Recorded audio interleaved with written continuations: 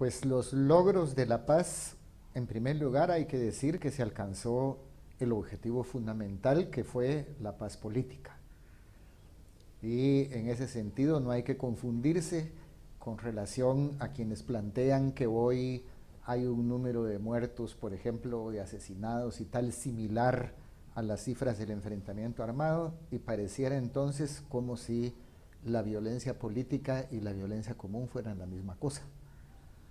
Pero la violencia política tiene especificidades trascendentales que en un momento, como fue el caso de Guatemala, pueden sumir a un país en una situación de estancamiento, puesto que la represión y la violencia política implican la represión del pensamiento, y del pensamiento derivan el arte, la cultura. Implicó en Guatemala que los mejores catedráticos tuvieran que abandonar el país, por ejemplo, la Universidad de San Carlos, que no hubiera, como existe hoy, esa capacidad de expresar a cada quien lo que piensa, y que quizá pues cuando se tiene y antes no se vivió, cuando no se tenía, pues son cosas que no se valoran mucho. Sin embargo, por ejemplo, siempre que me toca hablar sobre este tema, yo destaco como uno de los logros enormes de la paz para mí, en mi opinión, es la revolución cultural que vive actualmente Guatemala. Esta situación en la cual, por ejemplo, películas guatemaltecas son premiadas en festivales internacionales, en la cual obras de teatro, la música, lo que se ha desarrollado a nivel infantil, la creatividad, tantos elementos que se podrían dar, no podrían haber ocurrido en el ambiente opresivo que significaba la violencia política. Y otro elemento a destacar es que la violencia política corre a cuenta, por una parte, del Estado, lo cual tiene implicaciones que van mucho más lejos que la violencia común. Y corre también a cuenta de las fuerzas rebeldes, y esto también golpea a sectores de la sociedad, no porque necesariamente hayan cometido algún delito o cosa por el estilo, sino por la posición que ocupan, por sus ideas políticas, en fin. La violencia política vulnera profundamente la sociedad humana. No con eso estoy subestimando lo que significa la violencia común, pero es muy diferente, como dijo en un momento dado un connotado catedrático de la Universidad Francisco Marroquín, no es que yo esté poniendo en el mismo nivel o esté haciendo una diferencia entre el valor de la vida de unas personas y otras, pero hay que tomar nota que esos 18 homicidios, por ejemplo, asesinatos que se reportan todos los días, si uno va a ver quiénes son las víctimas, son XX. ¿Verdad? Desde hace años en Guatemala no se asesina a un empresario, a un dirigente político, a un catedrático universitario, a militantes del movimiento sindical, etcétera. Hay hechos de violencia y tal, pero incluso no se ha demostrado que alguno de esos hechos de violencia tenga su origen en el Estado. Es decir, ya el Estado dejó de ejercer esa violencia sistemática del periodo anterior. Entonces, también no hay que equivocarse con relación a que muchos dicen, no, es que fue la paz la que propició toda esta violencia que hoy vivimos.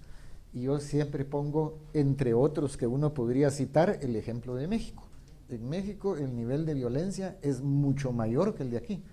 No solo la violencia derivada de la guerra contra el narco y tal, sino de otras secuelas de la violencia, ¿verdad?, derivadas de conflictos locales como esto de los 43 muchachos de Ayotzinapa, sino que también contra los turistas, en fin. Y en México no ha habido ningún proceso ni de guerra interna, ni de proceso de paz, ni de cosa por el estilo. Igual esto, por ejemplo, se hablaba en Colombia. Yo les decía a los colombianos, ¿quién es mejor que ustedes saben cuál es la matriz de esta violencia que vivimos? Es el narcotráfico. ¿Y qué la genera? El inmenso consumo de droga, que se mantiene el consumo en los países grandes consumidores. El consumo es virtualmente libre, pero es prohibida la droga. Es una combinación muy exitosa de una demanda muy grande y un alto precio. Entonces no nos equivoquemos ni nos den a tole con el dedo, como decimos, con relación a los orígenes de la violencia actual. Lo que sí es que, en definitiva, y aquí concluyo, conquistar la paz política no significa por eso que se van a resolver de golpe los problemas de fondo del país. Se van a crear mejores condiciones. Desafortunadamente, otros factores han incidido para que, lejos de, por ejemplo, fortalecerse el papel del Estado, el papel como promotor de los servicios sociales, como garante de los servicios sociales, como promotor de la cohesión social, lejos de fortalecerse, se ha debilitado y estamos en medio de una crisis política que, de nueva cuenta, no es mal de muchos, consuelo de tontos, como dice el refrán, sino que cuando algo como la crisis política es de naturaleza mundial, uno se tiene que preguntar sobre las causas generales que motivan eso y no sobre las causas particulares en cada país. Pues los acuerdos de paz de Guatemala son un conjunto de políticas públicas pensadas en beneficio del país, pensadas en función de ir resolviendo las grandes contradicciones derivadas, por ejemplo, de la distribución de la riqueza, de la tenencia de la tierra, de otros factores. Son políticas públicas con las que pues se puede estar de acuerdo o no, pero es importante destacar que el esfuerzo fue una propuesta para sacar adelante a Guatemala y no una especie de pacto de, bueno, yo voy a deponer las armas, ¿qué me vas a dar? ¿Cómo me vas a garantizar? O cómo, por ejemplo, mi presencia política, me vas a dar diputados. Eso yo lo destaco mucho porque incluso, por ejemplo, cuando en el tema del acuerdo sobre la integración de URNG a la legalidad se tocó el aspecto de cómo integrarse sus excombatientes y también los refugiados que todavía estaban en México, y etcétera, etcétera, y se tocó el tema de la vivienda, ahí sí la delegación gubernamental planteamos que se podía como pensar en un régimen específico para que esos desmovilizados pudieran acceder a vivienda. La URNG planteó que no, que esos desmovilizados tenían que cumplir con todos los requisitos que cualquier guatemalteco tenía que cumplir para acceder a las viviendas del FOGUAVI, a los subsidios para vivienda del FOGUAVI, que en todo caso lo que sí pedían era que sus desmovilizados, en razón de la urgencia de encontrar dónde vivir, fueran colocados, como quien dice, al comienzo de la lista, pero que cumplieran con todos los requisitos. Entonces, eso habla mucho de algo que yo durante la negociación, cuando me entrevistaban o me tocaba pronunciar discursos, etcétera, yo insistía mucho en lo siguiente, y parece contradictorio lo que acabo de decir durante la negociación, porque yo decía, esta no es una negociación, sino que es un diálogo entre patriotas, porque efectivamente no hubo ningún caso en el cual se planteara lo que es común, decir, bueno, usted concédame en tal punto y yo concedo en el otro. Y cuando estábamos en la negociación, entre otras cosas, yo leí el grueso volumen de Henry Kissinger que se llama La diplomacia. Y él cuenta de una reunión con el primer ministro chino Chu Enlai, en la cual en un momento dado él le planteó a Chu Enlai que si él le concedía en un punto, él le podía conceder en otro. Y Chu Enlai, con una cara de sorpresa, le dijo, no, si usted me demuestra que tiene razón, no me tiene que conceder nada. Entonces él se quedó muy impactado y yo decía, bueno, pues eso ha sido el día a día de la negociación en Guatemala. En ningún momento se planteó, concedan acá y nosotros allá, sino que fue efectivamente el esfuerzo de lograr lo mejor. Pues yo creo que en primer lugar los jóvenes, dentro de la tarea que nos corresponde a todos los guatemaltecos de empaparnos de nuestra historia, de sacar las lecciones de nuestra historia, ellos tienen ahora los medios para conocer todavía de forma muy directa o a través de gente que lo vivimos, lo que implicó la violencia política, lo que mutiló tantas iniciativas, tantos desarrollos posibles de nuestro país, y valorar eso no para rendirle tributo a quienes lograron que se le pusiera fin a esa violencia política, eso no es una cuestión importante, sino para tener conciencia de lo importante de defender esas libertades que se consiguieron, ¿verdad?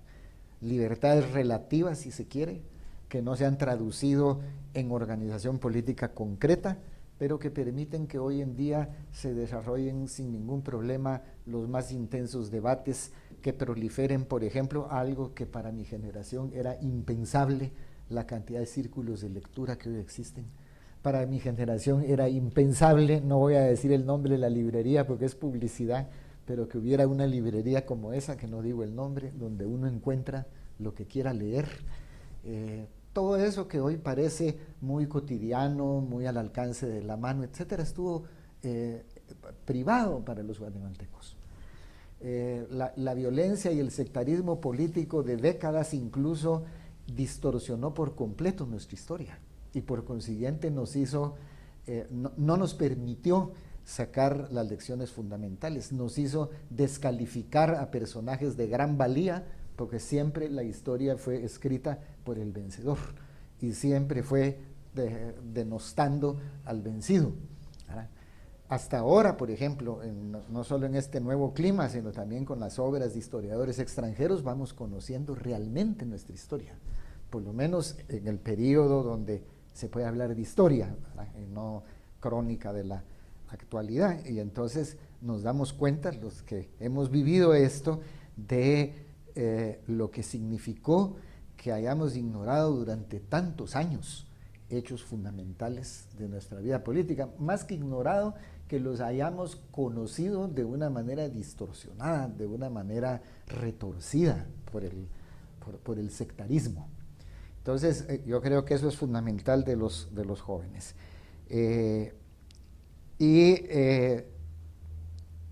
Efectivamente, tenemos este problema de la violencia que afecta mucho a los jóvenes. Una de las cosas que más los afecta es haber perdido la calle, cosa que los que tenemos ya nuestros añitos sabemos qué significa haber disfrutado de la calle, en el amplio sentido de la palabra, de poderse uno desplazar tranquilamente a pie, en bicicleta, en la noche, con una luz mortecina como era la de las calles de Guatemala, y efectivamente algún asalto ocurría, pero era una cosa, y ese asalto daba lugar como a 2 años de conversaciones sobre el mismo asalto. Esa también es el otro lado de la Guatemala de la violencia política. Ahora se superó la violencia política y entramos en este periodo que, de nuevo digo, no es que sea mal de muchos, consuelo de tontos, pero cuando un fenómeno es universal, uno se tiene que preguntar sobre sus causas generales y no solo particulares. Y la violencia es el sino de la época actual, ¿verdad? En todas sus manifestaciones habidas y por haber,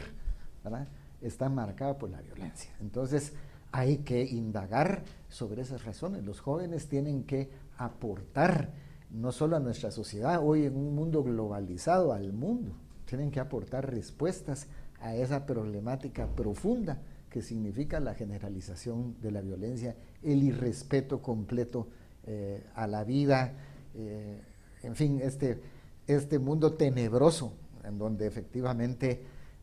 uno, poniéndose en el papel de los jóvenes, uno que ya va de salida, dice, pues sí, efectivamente este no es un mundo como para despertar entusiasmos, ¿verdad? Pero no hay que perder la perspectiva, porque el cambio es la constante en la materia y es la constante en la especie humana y es la constante, ahí como bien señalaron los filósofos griegos presocráticos, lo único que existe desde siempre y para siempre es el movimiento. Y por consiguiente hay que involucrarse en ese movimiento y hay que desarrollar las luchas transformadoras que corresponden a esta etapa histórica, en las que esperamos que la violencia nunca vuelva a aparecer como instrumento de esas luchas, sino que esas luchas se puedan dar abiertamente en causas de legalidad, de respeto a la vida y a los derechos humanos, pero incidiendo en estos elementos. Yo concluiría este mensaje a los jóvenes también diciéndoles que deben tener especial cuidado con que viven en una sociedad que genera la impresión